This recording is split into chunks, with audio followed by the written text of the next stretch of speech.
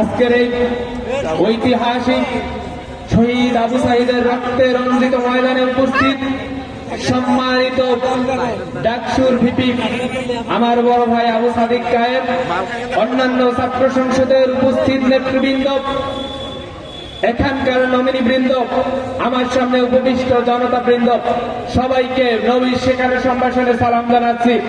আসসালামু আলাইকুম রহমতুল্লাহ।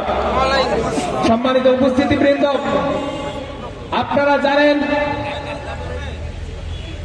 এই বাংলাদেশে এই মাটি ও মানুষকে ভালোবেসে এই মাটিতে থেকেই যারা বীরের মতো লড়ে গেছে, যারা ভয় পেয়ে মুসলেখা দিয়ে লন্ডন পালিয়ে যায় নাই, তারাই দুই হাত প্রসারিত করে হায়ের পক্ষে থাকতে পারে। আমাদের আবু সাঈদ কি এক চুল লড়েছিল? আমাদের আবু সাঈদ এক চুল লড়েছিল? তাকে গুলি করা হয়েছিল, সে পালাইছিল? আমাদের আবু সাঈদ শিখিয়ে গেছে ইনসাফের পক্ষে থাকতে হলে। জি, আমরা আজানটা শুনি।